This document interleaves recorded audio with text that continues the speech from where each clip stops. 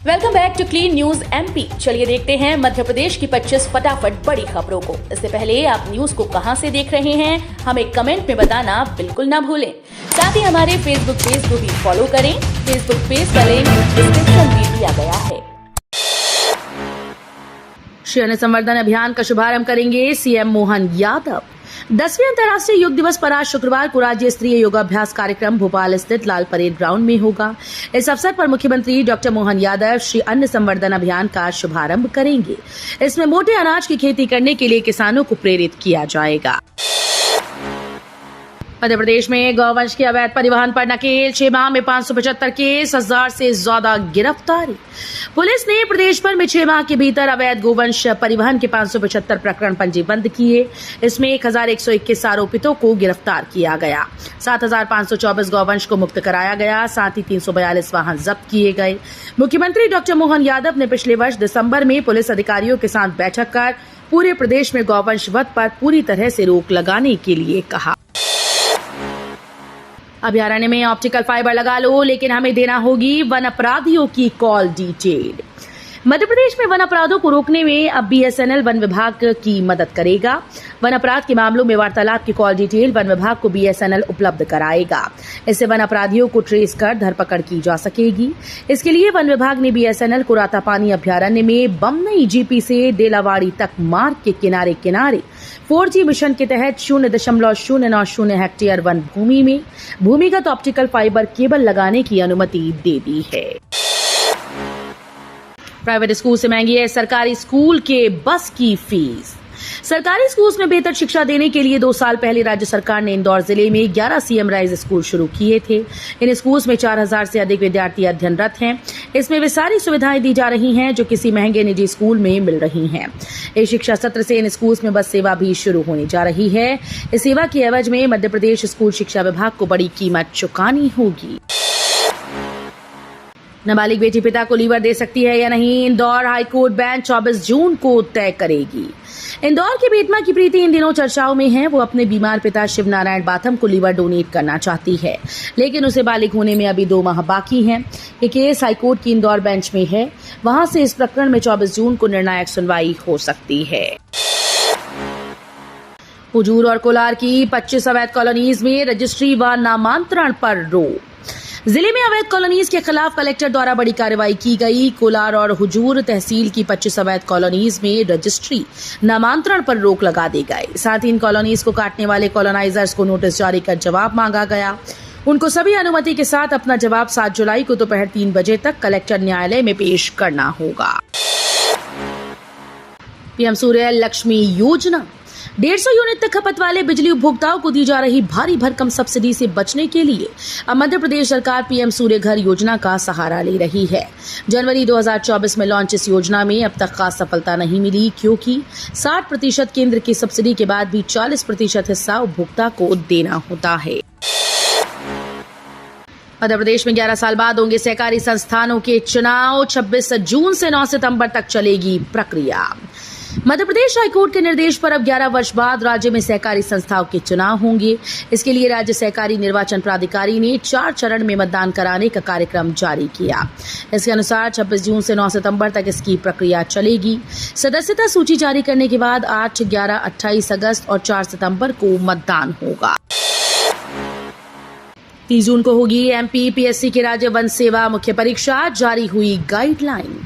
मध्य प्रदेश लोक सेवा आयोग जून अंतिम सप्ताह में राज्य वन सेवा मुख्य परीक्षा 2023 करवाने जा रहा है। आयोग की तैयारी अंतिम चरण में है।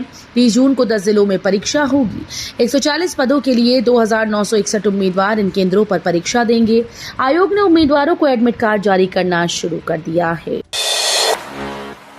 सिंघस 2028 के लिए नर्मदा परियोजना का अमला होगा। भोपाल से उज्जैन स्थानांतरित। महाकुंभ सिंघस 2028 में आने वाले 14 करोड़ मेहमानों की पेयजल और सीवरेज व्यवस्था के लिए लोक स्वास्थ्य यांत्रिकी विभाग की नर्मदा परियोजना का अमला भोपाल से उज्जैन स्थानांतरित होने वाला है। महकमे की मंत्री संपत्तियां उइके ने इसके जारी कर दिए हैं। कहा गया कि अमला सिंघस क्षेत्र में पेयजल और अपशिष्ट प्रबंधन के लिए योजना बनवाएगा। अमरवाड़ा में फिर होगा भाजपा कांग्रेस के बीच शक्ति प्रदर्शन। छिंदवाड़ा जिले की अमरवाड़ा विधानसभा सीट के लिए हो रहे उपचुनाव में भाजपा और कांग्रेस के बीच फिर से शक्ति प्रदर्शन होगा। छिंदवाड़ा कांग्रेस का गढ़ रहा है। 2018 और 23 के विधानसभा चुनाव में यहां की सभी 7 विधानसभा सीटें कांग्रेस ने जीती थी, लेकिन लोकसभा चुनाव में भाजपा ने कांग्रेस को हार का स्वाद चखाया। छिंदवाड़ा जिले में अपनी पकड़ बनाए रखने के लिए ये उपचुनाव कमलनाथ के लिए बेहद अहम है।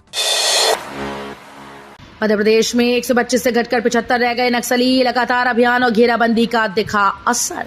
मध्य प्रदेश में नक्सलियों की संख्या पिछले 5 वर्ष में 125 से घटकर लगभग 75 रह गई। इसमें लगभग 20 महिलाएं हैं। नक्सलियों की विस्तार नीति रोकने के लिए बनाई गई पुलिस की रणनीति सफल रही। विस्तार की जगह अब उनका दायरा सिमट रहा है। ऐसे में उनके विरुद्ध अभियान चलाना आसान हो गया। बोन मैरो ट्रांसप्लांट आरंभ होने से पहले मरीजों की वेटिंग। ब्लड कैंसर से पीड़ित बच्चों की पीड़ा होगी कम। जबलपुर के नेताजी सुभाष चंद्र बोस मेडिकल कॉलेज में समय पर यूनिट आरंभ न होने से कई बच्चों की स्टेम सेल थेरेपी की सही उम्र निकल रही है। बोन मैरो ट्रांसप्लांट की सुविधा से सिकल सेल की तरह ही आनुवांशिक विकार, थैलेसीमिया और एप्लास्टिक एनीमिया पीड़ितों को भी राहत पहुंचेगी। कोई कर नहीं बढ़ाएगी मोहन यादव सरकार। 1 जुलाई से शुरू होगा विधानसभा का मानसून सत्र। 1 जुलाई से प्रारंभ होने वाले विधानसभा के मानसून सत्र में मोहन सरकार का पहला पूर्ण बजट प्रस्तुत किया जाएगा। ये 3.5 लाख करोड़ रुपए का हो सकता है। इसमें सरकार जनता पर बोझ बढ़ाने वाला कोई कर नहीं बढ़ाएगी। लाडली बहनों को आवास, स्वरोजगार, किसानों के बोनस, कर्मचारी और पेंशनर्स के महंगाई भत्ते व राहत के लिए प्रावधान होंगे। FY 2024-25 के पहले 2 महीनों में हर दिन 21 किलोमीटर से ज्यादा नेशनल हाईवे का हुआ निर्माण। सड़क परिवहन और राजमार्ग मंत्रालय ने वित्तीय वर्ष 2024-25 के पहले 2 महीनों में औसतन प्रतिदिन 21 किलोमीटर से ज्यादा नेशनल हाईवे का निर्माण किया। रिपोर्ट के मुताबिक मंत्रालय ने 31 मई तक 57,925 करोड़ रुपए का पूंजीगत व्यय किया, जो 2025-24 के पहले 5 महीनों के लिए अग्रिम राशि के तहत पूंजी परिव्यय का लगभग 42.55% है। आधे से ज्यादा काम होने के बाद फिर रूट में बदलाव बनेगा, देरी की वजह। इंदौर में मेट्रो के पहले चरण का काम पूरा होने से पहले बार बार बदलाव की सुगबुगाहट प्रोजेक्ट की देरी की वजह बन सकती है। मेट्रो को लेकर जनप्रतिनिधियों के साथ पहले भी बैठक हो चुकी है, लेकिन प्रोजेक्ट शुरू होने के 3 साल बीतने के बाद फिर से बदलाव के सुर उठे हैं। इसके बाद नगरीय प्रशासन मंत्री कैलाश विजयवर्गीय ने नए सिरे से अंडरग्राउंड हिस्से की फिजिबिलिटी सर्वे के आदेश दिए।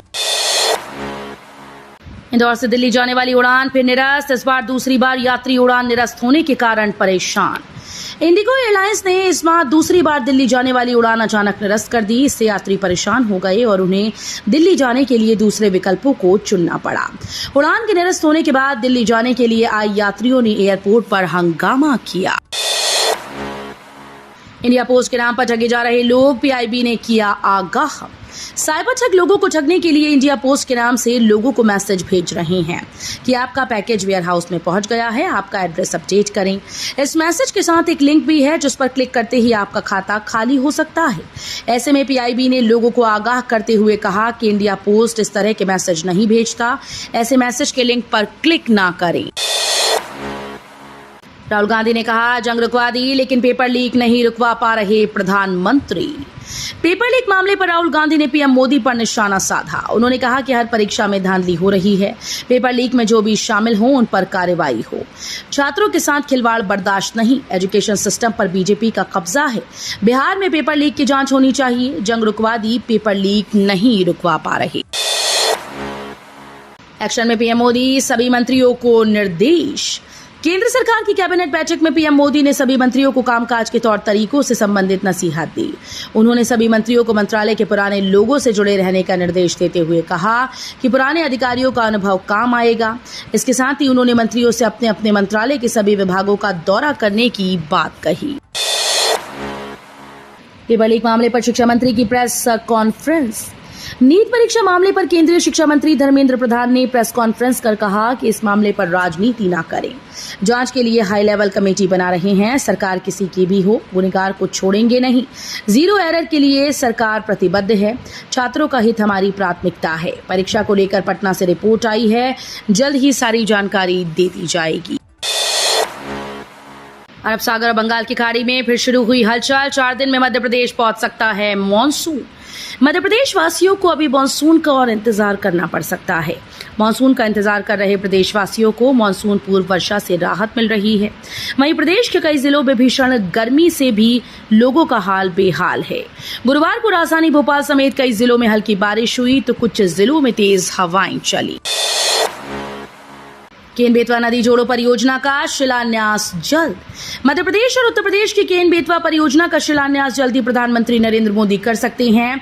मुख्यमंत्री डॉक्टर मोहन यादव ने प्रधानमंत्री नरेंद्र मोदी से मुलाकात कर उनसे शिलान्यास करने तारीख देने का अनुरोध किया। उन्होंने प्रधानमंत्री को प्रोजेक्ट के शिलान्यास करने की तैयारी पूरी होने की जानकारी भी दी। 2000 हेक्टेयर में लगाए जाएंगे 14 लाख पौधे। मध्य प्रदेश का कटनी वन विभाग पौधारोपण की तैयारियों में जुट गया है। बारिश की शुरुआत से पहले कटनी वन मंडल के 6 रेंज में आने वाले 2000 हेक्टेयर वन भूमि में करीब 14 लाख पौधे रोपे जाएंगे। एसडीओ सुरेश बरोले और कटनी रेंज ऑफिसर नवी अहमद खान ने बताया कि बीते साल 10 लाख पौधे रोपे गए थे। अब इस साल करीब 14 लाख पौधे और छोटे वृक्ष रोपने का लक्ष्य निर्धारित किया गया है। माखनलाल चतुर्वेदी सहित मध्य प्रदेश की 7 यूनिवर्सिटी डिफॉल्टर। बड़ी खबर सामने आई है कि मध्य प्रदेश की 7 यूनिवर्सिटी को यूजीसी ने डिफॉल्टर घोषित कर दिया। यूजीसी ने डिफॉल्टर यूनिवर्सिटीज की जो लिस्ट जारी की उसमें कुल 108 राज्य विश्वविद्यालयों के नाम हैं। इसके साथ ही लगभग 47 निजी विश्वविद्यालय और 2 डीम्ड विश्वविद्यालय भी डिफॉल्टर विश्वविद्यालयों की सूची में शामिल हैं। तो ये थी आज की 25 फटाफट बड़ी खबरें। अगर आपको न्यूज पसंद आई हो तो वीडियो को लाइक और शेयर जरूर करें। धन्यवाद।